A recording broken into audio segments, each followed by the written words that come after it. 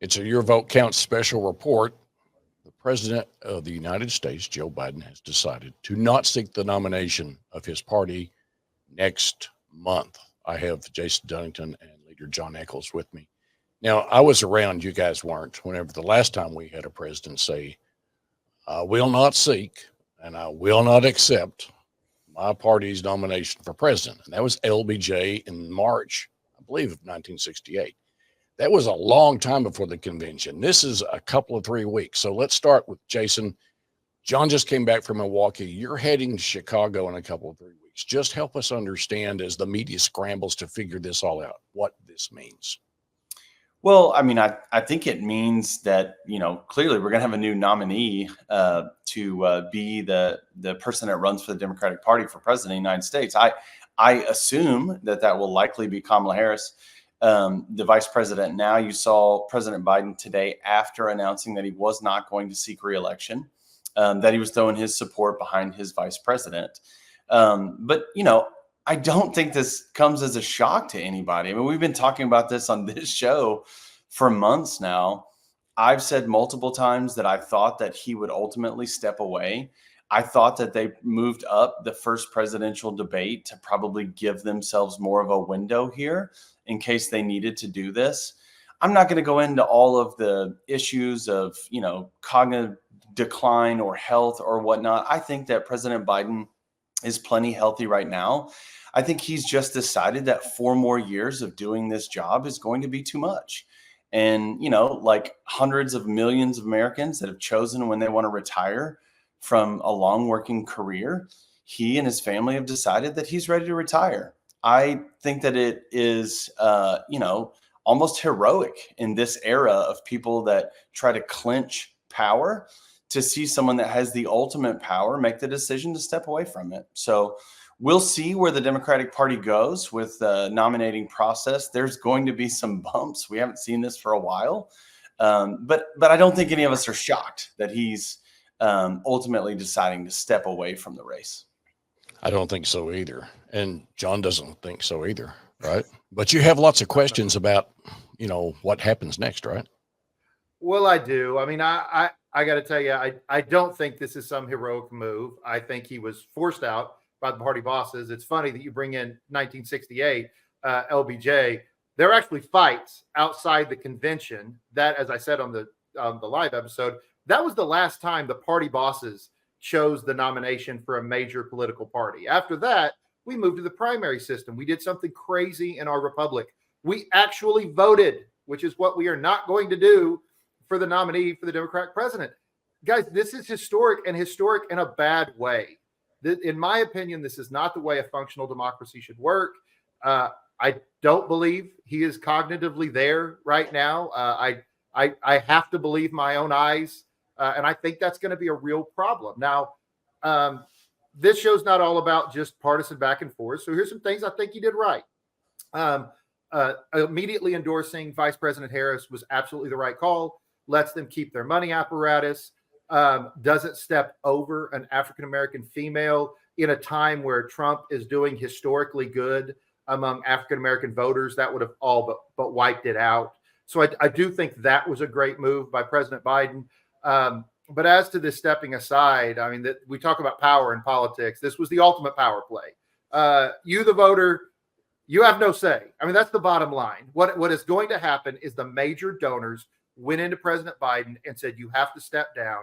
So now the delegates to the convention, that's who's going to decide. Now, I think they're going to make the decision the voters would have made, which is Vice President Harris. Like, I think that's what's most likely to happen. But I think this is going to have some far-reaching ramifications long-term for the Democrat Party that I don't think they're going to like. They're going to have to come to grips with some things the Republicans had to come to grips with that I've talked about on this show. Everybody say, well, what about January 6th? Well, I've commented on that all day, all the time. I think, though, what is about to happen is this is going to be a comment that Democrats are going to have to start talking about. And it's, as a Republican, it's not fun. It's not a position you like being in. Welcome to the club. Yeah. All right. You just came back from Milwaukee. Everybody was planning on running against Biden, but they knew there was something else that might happen. Jason, you're going to Chicago. So that's a cue to everybody that you're going to be busy doing interviews back here when you get there in August. But President Trump's already got a statement out today saying, she's going to be easier to beat than Joe Biden. And we assume that that's going to happen. But if you haven't seen my exclusive interview with former Governor David Walters, there was already plans afoot inside the Democrat Party to not have a coronation, but to have basically an open primary going in. You both have referred to that could happen, Jason. So with all of this that's happening right now, and John saying, and I've heard this already today, hey, this is undemocratic. Nobody's getting to vote for the nominee. So what's next, Jason? Just throw it open. You guys go at it. Yeah, I mean, I can somewhat agree with John in the sense that we haven't had this in a long time, and it could be a little bit scary for the party, a little bit unsettling for the country. But I mean, if we're looking at just the facts, now that President Biden is out of the race, former President Trump is the oldest candidate to ever run for president. And so just like President Biden could have had issues over his next 4 years, President Trump could have issues over his next 4 months. And the Republican Party might have to do something as well. So this is kind of, and I think John and I have talked about this on the show, this is kind of what we get when we're running 2 men for president that were the age that they are. I think that President Biden took all of that into account, talked to his family over the weekend, decided that he wasn't up for doing this for another 4 years, made the choice to get out. Now, where do we go from there? I mean, clearly it's the most easy for the Democratic Party to just have Vice President Kamala Harris become the nominee for president. She's been vice president for 4 years. She's been in the room in a lot of those negotiations. She's talked to a lot of foreign leaders. She has her own team around her. That would make the most sense for the party. But, we also know that political parties don't always do things that make the most sense. So you could see some other candidates emerge in this. I don't think it'll be many. I would say that it probably wouldn't be more than 4, including Vice President Kamala Harris. You may see a couple of Democratic governors try to jump in. I mean, it would make sense for a governor from the Rust Belt, states that you have to win in order to win the presidency, like Governor Shapiro from Pennsylvania would make a lot of sense just for reasons that I've, just said. But outside of a couple of Democratic governors, and the former vice president, I just don't think that you get a lot of other folks that would jump in. The only one that would make a huge splash and kind of deal with the issue that I think is an issue that John rightly brought up, that the Republican Party has been courting minority voters. And that if you were just to come out and say that Kamala Harris isn't our nominee, would say something to a lot of minority votes. The only thing that I think that would kind of quell those fears and would probably put a lot of excitement in, I also don't think it'll happen, would be if Michelle Obama decided to jump into this race. I think she would immediately become front runner if she, jumped in and would probably bring a lot of excitement to the party. But again, I think that's highly unlikely. And I think she has said publicly has no interest in becoming president. So, but Jason, you're going to the DNC. So kind of the response to always the Trump being older is JD Vance is the first millennial to ever be on a presidential ticket. As Gen Xers, I get it. We get skipped over. We're used to it. No big deal. Right? I mean, it just is what it is. But do you think, because I'm interested, and we're in the long form, so we used to go back and forth. I'm kind of interested in your take. Is that better for the Democratic Party from your position if that's a vice presidential fight or a presidential fight? Because from where I'm looking at it, it would appear to me a presidential fight, as someone who supports President Trump, is going to vote for President Trump, I think is our best case scenario, because the Republicans will just hammer home all day if it's a presidential fight, party bosses, party bosses, party bosses. And there'll be some truth to that. Now, can they hammer it too hard? Yes, of course, but there'll be some. But if it's a vice presidential fight, there's a pretty good argument for the president. The vice president came in. But what do you see as happening? Is that a vice presidential fight? What do you think is going to happen at the DNC? Which, by the way, my friend, I'm excited you're going to get to go. Yeah, and I've never been to one before, so I'm kind of excited to see, how this goes. Not going as a delegate, going at the invite of a client that I work with. But yeah, I think it'll be fascinating to be there. But yeah, I think the real issue, and you and I have talked about this plenty in Oklahoma politics. It really all boils down to just keeping it as simple as possible, and as simple as possible is turnout. Whoever's going to turn out the most voters in November, going to have the next president. And so I think all of the momentum had leaned toward former President Trump and the Republicans. And I think if you looked at polling, and especially the swing states, I mean, because we can take states like California and Oklahoma and New York and Florida, we can just take those off the table. Like those aren't at play no matter who's on the ticket. But what we're really talking about is Pennsylvania and Ohio and Michigan. Arizona and Michigan and maybe Nevada. I mean, those are the states we're talking about. So how do you boost your turnout as a party in those states? The Republicans have figured out what they're doing there. The Democrats were just, I mean, it was the dog days of summer. I mean, there was no excitement in any of those states.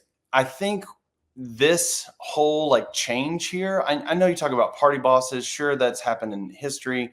I don't see that becoming an issue as much in this as I do, and maybe it's some of an issue, but the negative doesn't outweigh the positive, and the positive is you get people excited to come out and vote.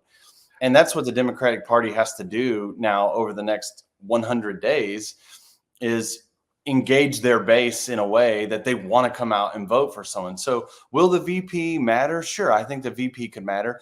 If someone like Shapiro doesn't end up throwing his name in, you could likely see a Democratic governor, he or Andy Beshear from Kentucky, being a prime candidate to be a VP on the Harris ticket. And maybe you bring a little bit of that Rust Belt, red state, to bear. But yeah, I mean, it's turnout. That's all it is right now. Who's going to get the most voters? Where I see the problem, if they listen to you, if the Democrat Party listens to you, then I think we are back in the race, because you're talking about issues. You're talking about how do we win. You're talking about the things you're always talking about. What's important? How do you win the West Belt? How do you win these states? I will tell you, as somebody that watched, though, I still think the Democrat Party, even with this move, is offering nothing other than Trump bad. Like, that's it. That if you looked at all the announcements that were going on, they were Trump bad. We got to beat President Trump. Where if you look at what President Trump's talking about right now, he's talking about inflation. He's talking about immigration. He's talking about the economy. He's talking about bringing jobs back. That's a real problem the Democrats have to deal with. Oh, it's 100%. I mean, and we've talked about it a ton on the show. I mean, inflation's been crushing for most Americans. And that's not going away. Now, the one thing that Dems can do, I think, to pivot from that a little bit with a new candidate is talk about new ideas and new hope, the next chapter, if you will, turning the page. I mean, President Biden served for 50 years in public office. And I know a lot of our viewers have opinions about Biden and the Biden presidency. But 50 years is a long time to be in public service. And he's decided that he's, ready to retire and step away from this in 4 months. I think the Dems, if they're doing it correctly, can turn the page and talk about new ideas in a lot of ways that Republicans have been doing. I mean, if you watch the RNC, a lot of speakers at the RNC were talking about the future. They weren't talking about the past. I mean, if you look at President Trump on the stump, he talks about the past all the time.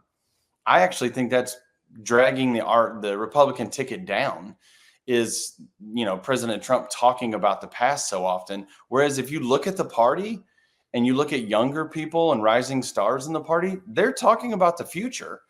That's where Dems have an opportunity here, I think, to say, hey, we've just turned the page. Like, we have to talk about the future in the next 100 days and get voters excited about what that future might look like under a different Democratic, ticket.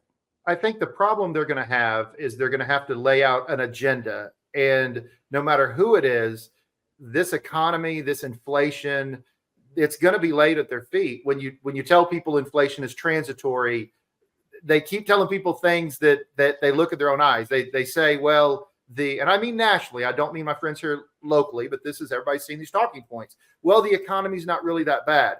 That is a losing argument to the middle class and the Rust Belt, because when I bought groceries today, inflation is not transitory. I mean, when I fill up my car, the economy's rough. And I think I still believe, even with the new person, this race is over. I think this is more about not, having a 58 Republican majority in the Senate as opposed, or 58 as opposed to maybe a 53 Republican majority in the Senate. I just think if they go through all this and the talking point is still Trump bad, I think they could do some long-term damage. Now, if they listen to you, now I have as much sway in the National Republican Party as you have in the National Democrat Party. So Sure. I get that, but that's where I think it'll be interesting for our viewers watching this. And obviously we can talk this through and I hope more of these conversations though happen nationally of Republicans and Democrats talking to each other about actual ideas. Yeah, Can if you're Can I asking, jump in here for just a second on some what ifs? Because I don't want people to go without hitting a couple of things that are being said. One was Mitch McConnell made his statement today, and he said immigration and inflation, right? Talking points, right? Let's go back to the VP thing. And a lot of people today are going to be trying to dial David Walters to see if the folks for the open convention types are going to capitulate, go, no, we need to do this. So that's Governor Walters is going to get some phone calls today. Let's say, for example, that and the president endorsed his vice president, and you guys brought up Mrs. Oak for the former first lady, but he's got to win the Rust Belt. He's behind. And I've had a lot of folks saying, well, if the president his health's too bad to run, he should step down as president. Look, he's leaving because his polling is bad. That's why he's leaving. Okay. Number one. And I'm one of those people that have said that. Yeah, exactly. So here's the thing. Vice president, if you're trying to turn on some of these constituencies, and Jason, tell me if right or wrong. Number one, African Americans are not enthusiastic. Minorities are not enthusiastic. Women do not seem to be enthusiastic, which seems incredible. And when you look at Vice President Harris, and by the way, everybody thought they were too old. Doesn't she check all of the boxes of the Democrat constituencies that need to be fired up? Yeah. So this is where I might differ a little bit from the National Democratic Party. And I'm sure our viewers won't be that shocked that I disagree with some of the National Democratic Party. But I think that's part of the problem in the Democratic Party is they're so worried about checking boxes that they're not talking to average, everyday voters. They're much more worried about did they make their check in the box than they are what I would call grocery store politics, where you bump into a friend or a neighbor, someone from church in the grocery store, and you ask them, what do you think about politics? And they'll give you a pretty straightforward answer. If you start into them about, does the candidate meet all these different criteria, they're going to look at you like you're crazy. They just want someone that's going to talk to them like a regular person, and that is going to appreciate the vote that they get to cast in November. And I think that is a real opportunity here for the Democratic Party to turn a page here and start talking about the future, to start offering a message of hopefulness, not just for Democrats. And John and I have talked about this on the show plenty, but you need to talk about a message of hopefulness for the country. Just because you're a Republican or a Democrat, you're a United States citizen first. And that should be the message. Dems are going to have to talk about immigration. And I think that's one of the reasons Republicans have resonated on that issue is because they're not just talking about closing the border. What they're talking about is to everyone that's immigrated here legally and worked hard for that status, they're saying that you matter. Instead of saying, well, all that is fine and just keep a border open. That's where Democrats have missed on that issue. And I think that their policies have been good on a lot of that, but they haven't been able to talk about that message. And that's where they're missing out. They're a little more worried about checking boxes than they are just talking to everyday Americans. Yeah. And that's what I hope to see from the DNC is just a message of hopefulness to everyday Americans. Like you can believe that we are working for you. And it doesn't always go well. It's just like being a parent. I wish I was an awesome parent all the time. But if you ask my kids, there's times that I mess up. You just got to admit your mistakes and you got to take what you learn from that and do the best you can to make the next best decision. I bet they Yeah, didn't say that this last month. We're traipsing across Europe with them. Yeah. Probably think you're a great dad right now. Yeah. I bet they were pretty happy. Yeah. I think, Scott, that what we try to do on the show, Jason was elected, I'm elected till November, but we try to like straddle that line between elected politicians, so you're not watching a campaign speech. We can both give those. We're good at those. And put on kind of a political strategist hat and give some commentary. And I obviously from a very conservative perspective, but I think that the Democrat Party right now is still out of the old playbook too. Part of the reason the Republicans are winning is because we had some social issues that were more difficult on the national. I'm very pro-life. That's more difficult on the national stage. But when you're talking about men and women's sports, that's a winning issue. The vast majority, and that's part of why they're doing so much better in populations, because the Democrats won't give that up and talk more about those kitchen table issues and not checking boxes issues. That's the grocery store politics. You bump into anyone in the grocery store and you ask them, hey, just like nothing for nothing. Do you think that, men should be able to compete against women in women's sports? And the average person in the grocery store can look at you like you're crazy. Like It's a winning not issue. even a real question. But that's where, again, I think the party has worried too much about checking boxes and less about just having everyday regular conversations. And we could be like really good at that. Democrats could be. I mean, you could talk about the working poor and the working class and real opportunity. I mean, you're looking at a president that's brought lots of jobs back to the country, talking about manufacturing, which has been a Rust Belt issue. You could talk about retraining people and real life, real opportunity jobs for those that didn't go to college. So that you're not just an elitist party that's talking about issues, in an ivory tower. Like the Dems have such an opportunity here to talk to everyday citizens. And they have an opportunity too. There's some other issues that I think they're losing right now. I think they think the Trump-Russia connection is good, but that just plays in the base. The Russia gate wasn't real. But on top of that, Trump has the best talking point ever. Before Trump was president, Putin invaded another country. After Trump was president, Putin invaded another country. During Trump's presidency, Putin didn't invade anybody. We've got the issues going on in Gaza right now. There are American hostages being held by Hamas. I hate to admit, I didn't know that until the family of those American hostages spoke at the Republican National Convention. He's got a foreign policy disaster right now. He has no clear vision for what's going on in Gaza, and in Israel, no clear vision for what's going on in the Ukrainian, Russian. How do we get an end to that conflict? Iran has absolutely increased its power over the last 4 years. I think if they answer these questions, I'm not saying the Democrats could win, but I'm saying it's in play.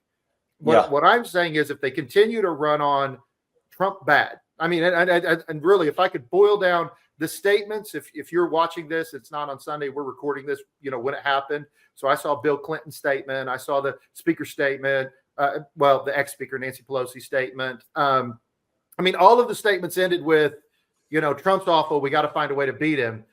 Well, right now, the Republicans, and this is crazy, as a Republican, messaging is not our forte. I mean, that is not something we've been good at in the past.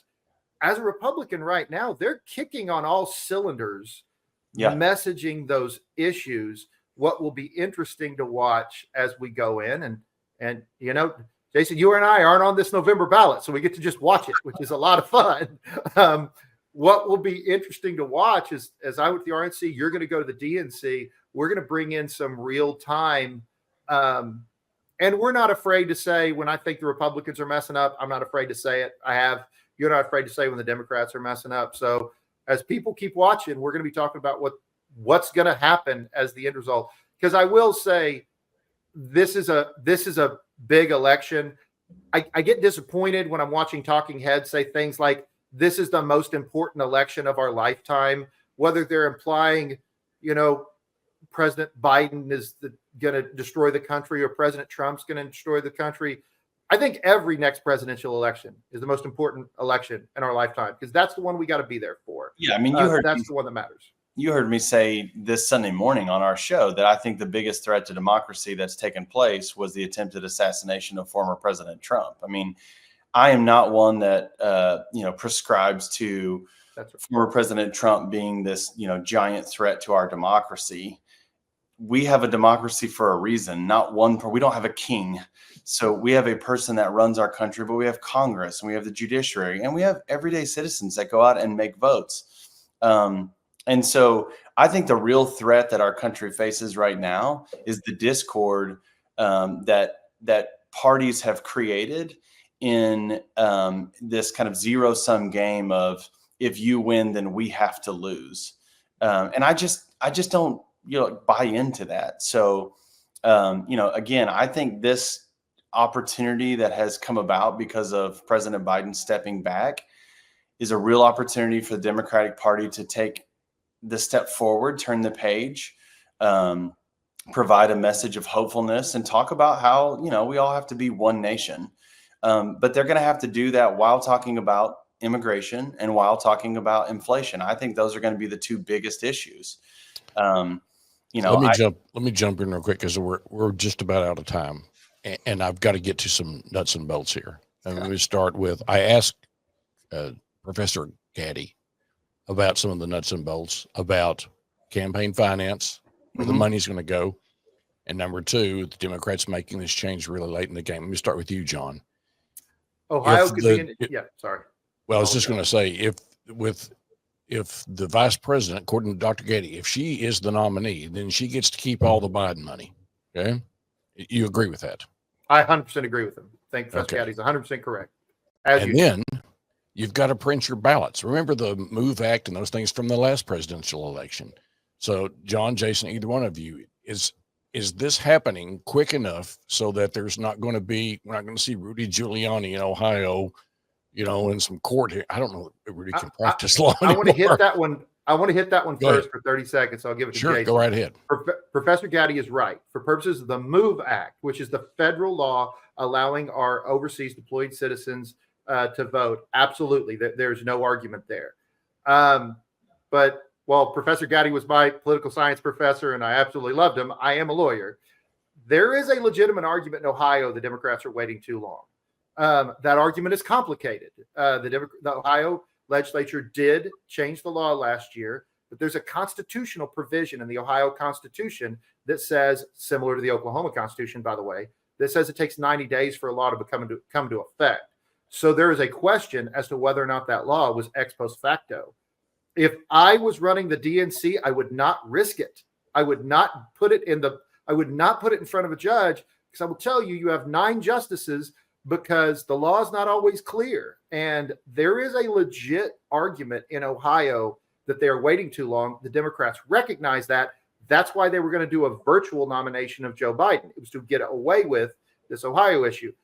I don't know what's going to, my analysis is, I don't know, and I don't know that they're competitive in Ohio anyway, but that does have some down ballot problems. I would just follow up on this, Scott, that there's going to be legal challenges. Like, we already know this. We could sit here and pontificate for the next hour about all the things that could take place. There's still going to be legal challenges, and probably in more states than just Ohio.